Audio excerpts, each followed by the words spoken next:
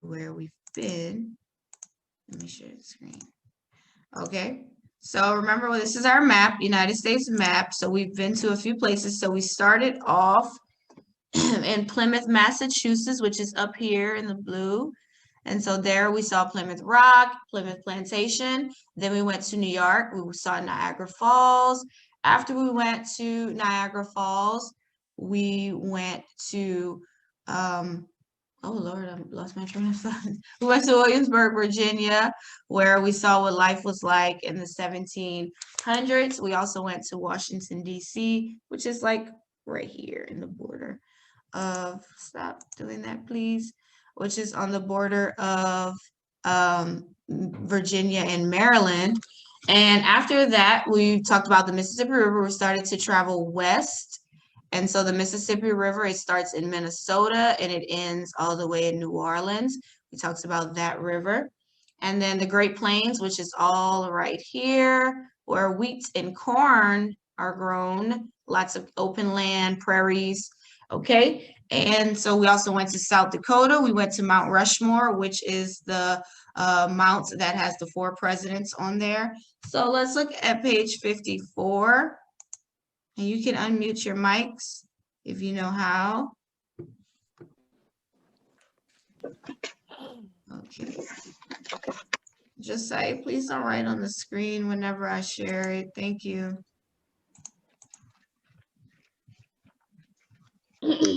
On what page? 54 is at the bottom of the page. It's going to say Yellowstone National Park. All right, so we are going to start visiting what's called national parks. Have you been to a park before? I'm sure you've been to a park before, right? Where you've played on the slide, the swing, all of that, right? But national parks are a lot different. National parks are parks that are protected by the government, okay? So national parks are parks where it's a lot of nature. You can see a lot of like animals freely, a lot of mountains, lakes, rivers. That's what national parks are. So we'll visit a couple of them this week, and next week we'll visit a few of the national parks that we have here in America, okay? All right, so let's look at 54. Our first park is called Yellowstone National Park, okay? Has anyone been to Yellowstone before? I don't know. I don't know. I mean, you would know. It's not. It's in Wyoming. So have you been to No. 54, Lyric? 54. It's at the bottom of the page. 54. This I'm at one? 54. Your page numbers are at the bottom. Is everyone on 54? At the Yeah. bottom. Look at the bottom. No, that's 44. 50. I got 54. Nice. 54. 54. Okay. All right. So let's go ahead and discuss Yellowstone National Park. Okay. So the next stop the first park we're going to visit is in Wyoming. So let me show you on the map where Wyoming is. This is Wyoming. Do you see it here? The light blue. So we were in South Dakota at Mount Rushmore, and now we are in Wyoming at Yellowstone National Park. Okay. So that's where we are. So here we can see many wonders of God's creation. So Yellowstone has a bunch of geysers. That's what they have all throughout the park. And a geyser is an open spring. And what it does is it shoots water up. And I'll show you a video of it after our lesson is over. But Yellowstone is known for the geysers that they have there. They have so many. They have over 300 geysers, but their most famous geyser that they have is called Old Faithful.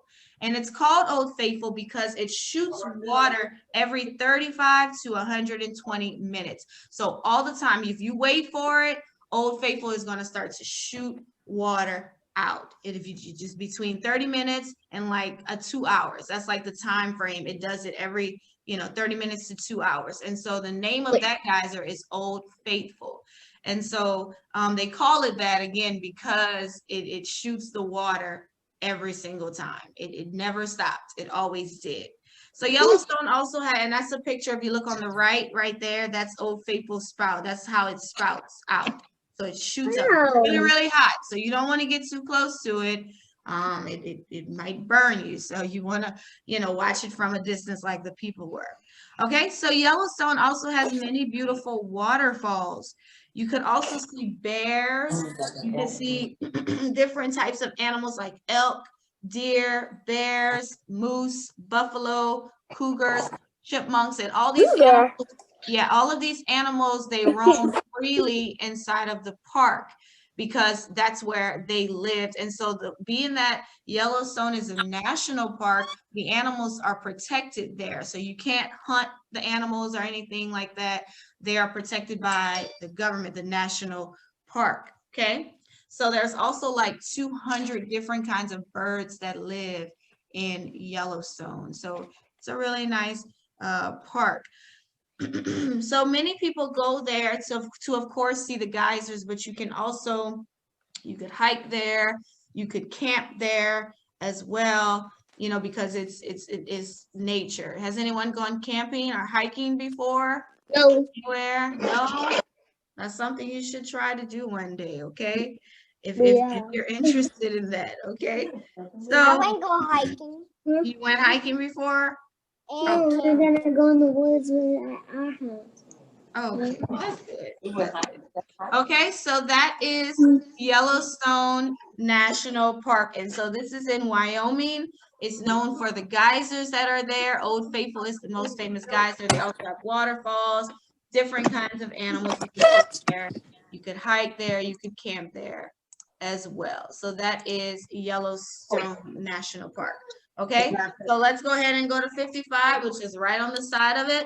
We're staying inside of Wyoming, the state, and we're gonna go to another national park, which is called Grand Teton National Park. Okay, is everyone on 55? Yeah. It's right on the side of 54. Yes, Harlem. Can I go to the bathroom? Can you wait till we finish? Yeah. All right, because we just started. Okay, so we are still in Wyoming. Our next stop is Grand Teton National Park, which is south of Yellowstone. It also has many beautiful mountains and lakes and forests, kind of like Yellowstone. They don't have geysers in Grand Teton, but they have a lot of mountains you could see. If you look at the picture here, you can see the beautiful mountains. Does anyone know what's on top of the mountains? No. Yeah, that's snow, and that's because they're so high up in the air. Snow is on top of those mountains, even sometimes in like warmer months, because they're so high up, snow will stay on top of them. So they also have wild animals that live there, like moose and deer and beavers live in Grand Teton. Many wild animals are able to live safely there, again, because the national park protects them. So some people think that the Grand Teton Mountains are so beautiful, they call them the Alps of America. So the mountains in Grand Teton, they call them the Alps of America because they are really beautiful. And there's also a mountain range in Europe called the Alps. And so they compare it to those mountains in a different place here in America. Okay, so that's Grand Teton National Park. That is also in Wyoming as well. Really, it's known for the mountains. The mountains are called the Alps of America because they're so beautiful. And of course, many wild animals live there as well. Okay, so let's turn the page to 56.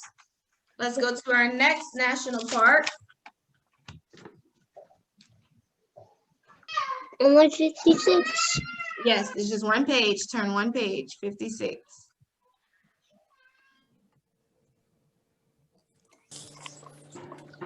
Okay, so this is Rocky Mountain National Park. Has anyone heard of the Rocky Mountains before? No? Wow.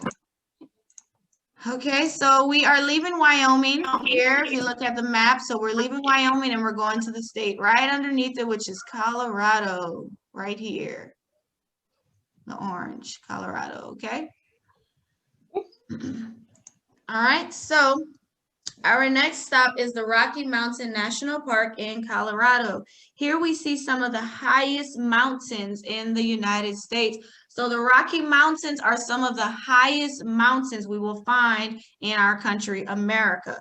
We learned that the Native Americans once lived here, and there's a special kind of animal that lives in the Rocky Mountains, and it's called a bighorn sheep.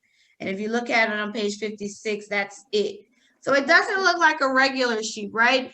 Regular sheep, they have a lot of wool, you know, really woolly, but the bighorn sheep is different because it doesn't have wool like that. And so they were made, God created them to live in the mountains, like their hooves, their feet, they have like elastic padding that helps them to climb the mountains inside the Rocky Mountains. And so that's why they're able to live inside of the Rocky Mountains. And so the Rocky Mountains are 3,000 miles long. So they are really, really, really long, a huge mountain range.